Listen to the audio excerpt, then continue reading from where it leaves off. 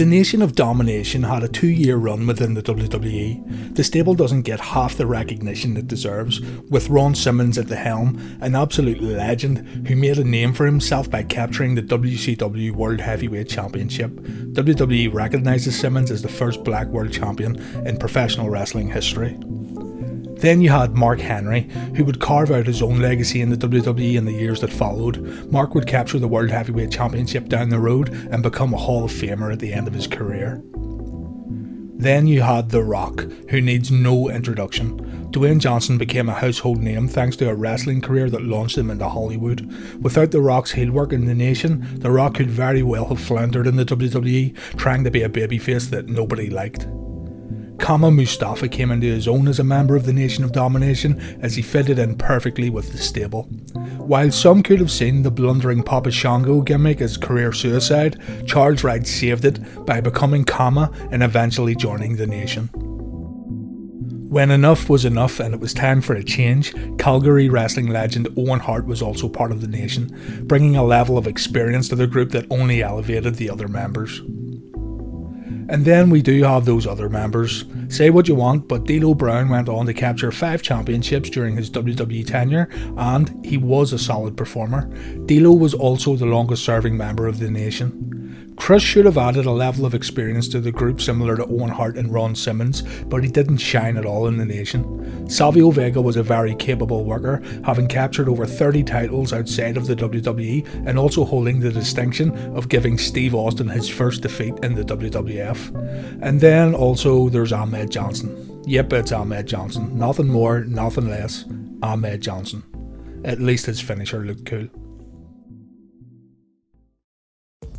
During the 1990s, Vince used his relationship with Jerry Lawler and the King's United States Wrestling Association to send down talent and fine-tune potential gimmicks. The original Nation of Domination was formed in the USWA. Members of the USWA version of the Nation included Queen Moisha, better known as Jacqueline to WCW and WWF fans, Shaquille Ali, better known as Tracy Smothers, Elijah, who had worked in the WWF as Magic Man Fantasio, Brackus, who WWE bet big on when they showed vignettes of his pending arrival, but nothing much ever really came of it, and Sir Mohammed, who had previously worked in the WWF in the Men on a Mission tag team with Mabel. Other members who were also in the USWA version of the Nation were Clarence Mason and the tag team PG-13. All 3 of these guys would join the WWF version of the Nation of Domination. After debuting in the WWF in July 1996 as a gladiator who wore a seriously ridiculous helmet, Ron Simmons must have felt relieved when the idea of becoming the leader of the Nation of Domination was presented to him. Having someone with the history Simmons had in WCW and putting him in a gladiator gimmick almost sounds like a real cruel joke.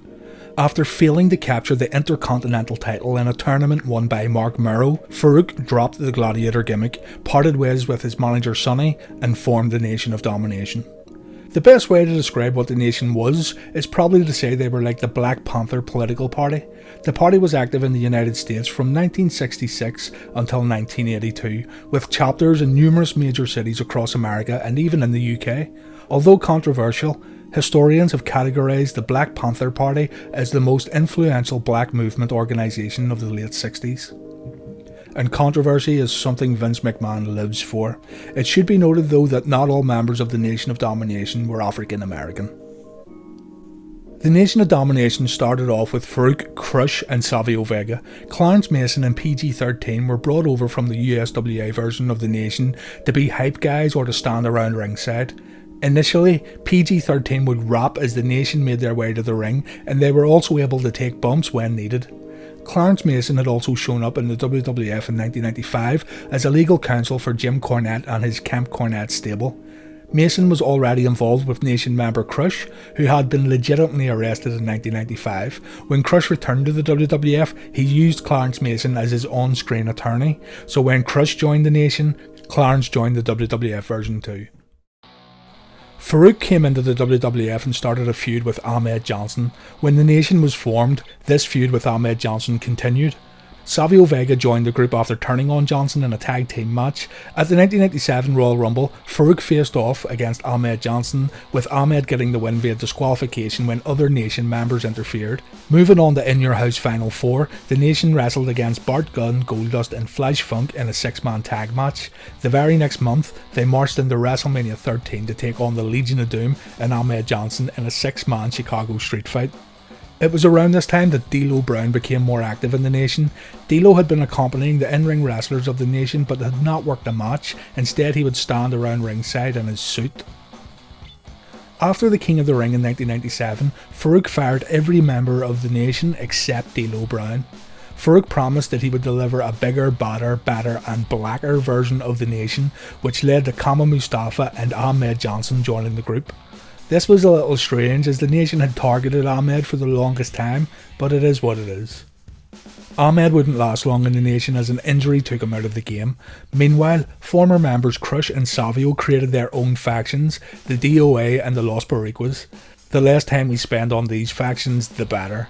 This was a time when there was just too many factions in the WWE. Remember, we also had the Hart Foundation, we would soon have DX, and now we have the Nation, the DOA and the Los Boricuas. Ahmed Johnson leaving the Nation opened up a spot for a new member. That spot would be taken by the young blue chipper Rocky Maivia. Rocky initially would be a disciplined member of the faction, however that would eventually change down the road. As part of his heel turn, Rocky Maivia shortened and changed his name to The Rock. It was at this time that the character of The Rock was truly developed. Much of his catchphrases started here in the Nation, and his cocky heel character was nicely complemented with being a member of the Nation. During this time, The Rock had started getting under Faarooq's skin. The arrogant young talent of the Nation let his cockiness get the better of him on a few occasions, making the Nation's promos more about The Rock and not about the Nation. Faarooq was getting tired of The Rock, but it appeared that the rest of the Nation were actually behind Rocky. The night after WrestleMania 14, The Rock became the leader of the Nation of Domination, overthrowing Faarooq as the leader while gaining the support of the other members. He then successfully defended the Intercontinental title against Faarooq at Over the Edge in Your House on May 31st, 1998. The stable would then refer to themselves simply as The Nation, dropping the word domination completely from their name.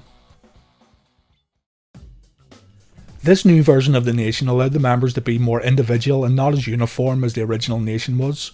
They had new theme music, which was awesome by the way, and generally they came across as more hip and contemporary. An example being that during this time, Kama Mustafa would rename himself the Godfather.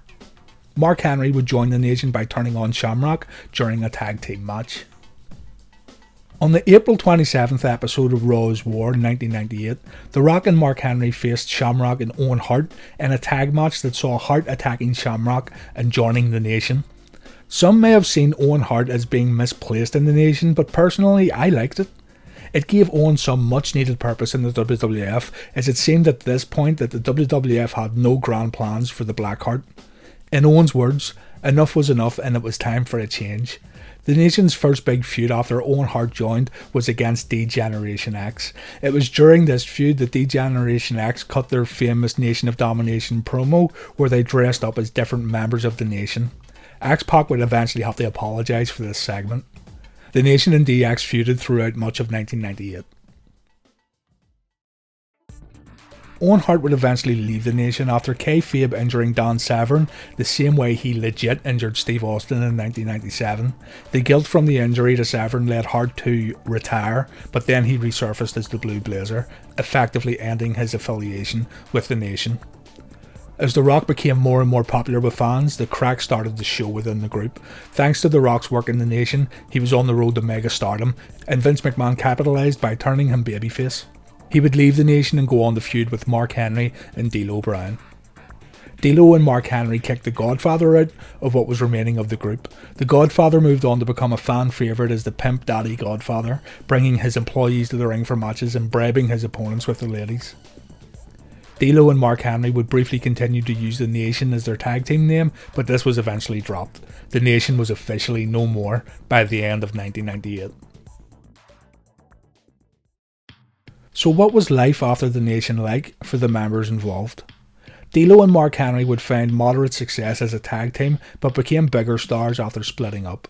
D'Lo would win the Intercontinental title and European titles, and Mark would become Sexual Chocolate, and eventually he would induct his opponents into the Hall of Pain and become a world champion. Mark Henry was also inducted himself into the WWE Hall of Fame. The Godfather continued on the path of the pimp. D'Lo and Godfather would have a short stint as a tag team, but not much came of this. Godfather was eventually also inducted into the WWE Hall of Fame. Owen Hart went on to become the Blue Blazer, and as we all know, tragedy struck when Owen Hart died in the ring at Over the Edge 99.